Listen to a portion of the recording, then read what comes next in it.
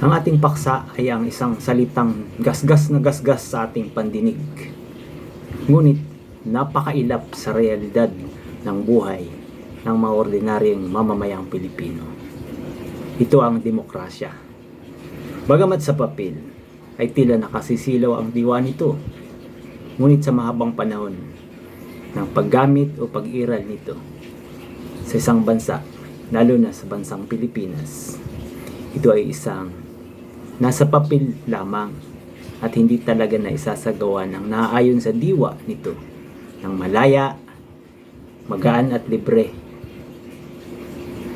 Ang demokratikong kapaligiran ng ating bansa ay hindi talaga makikita o mararamdaman ng mamamayan, ng mga ordinaryo, ang diwa ng demokrasya. Sa kalagayan ngayon ng mga Pilipino, ang diwa ng demokrasya ay kailangan mong pagtrabahuhan, ipaglaban o iluhod sa mga nakaposisyon sa gobyerno. Ang nakikita kong dahilan nito ay dahil sa kawalan nito ng institusyonal na gabay for implementation, sapagkat itinuturing kong ang demokrasya ay isang operational tool ng isang demokratikong bansa. Basta lang nakadefine sa Constitution bilang saligan ng pamantayan ng lipunan, ngunit walang proseso ng implementasyon at paggamit. Dahil para sa akin, ang demokrasya nga ay sinasabi kong isang tool. Hindi ito alam gamitin ng mga mamamayan, lalo na ng mga ordinaryo. At kahit mismo ng nakararaming mga nasa gobyerno. Ang magaling gumamit nito ay ang mga mayayaman o may kapangyarihan. At ang may mga alam sa batas para sa kanilang kagalingan. Dahil sa ang malayang pagpapahayag ng kaisipan o sentimento ng mamamayan ang isa sa pinakamabentang diwa ng demokrasya, kaya't kinagigiliwan ito ng mamamayan, ng mga tao, na mga democracy lovers. Ngunit ito rin ang pinag-uugatan ng matinding puot ng mamamayan, lalo na't ng mga ordinaryo. Dahil walang lunsaran, launching pad, saan dapat ilunsad ang diwa ng demokrasya. Ang tawag ko dyan na Voice of the People's Democratic Arena. Yung saan niya dapat dalahin. So, ang dapat na papel ng local government, ng pamahalaan, mula sa barangay, municipal, sa provincial at sa national level, dapat ay mayroon siyang matatawag natin kung saan dapat doon ilalanding ang mga sentimento ng mamamayan.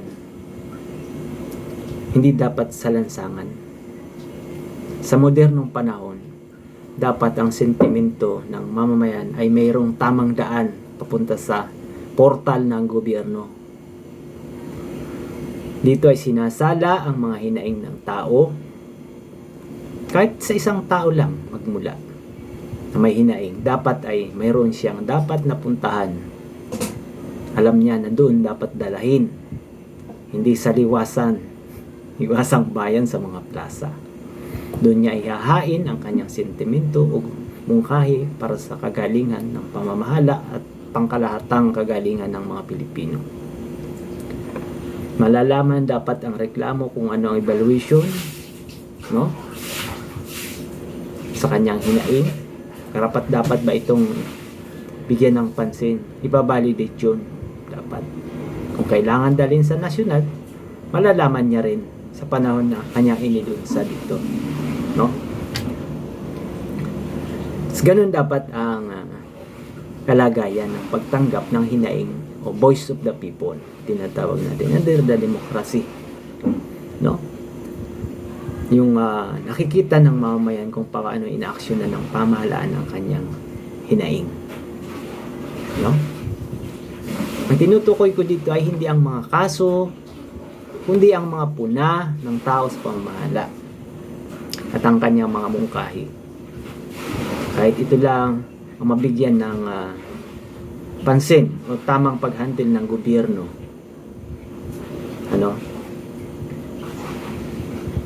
Ito ay makakatulong, malaking tulong o isang malaking hakbang upang ang pamahalaan at ang mamamayan ay may nagaganap na estratehikong communication. May tumatanggap ng reklamo at ang mungkahi ay may gumagawa ng resulta sa mga mungkahi yun.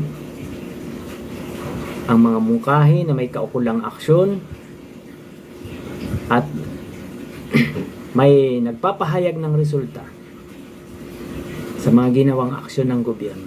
Ito yung tinatawag nating two-way systems of communication and action. Una, ang pagtanggap ng reklamo o mungkahi.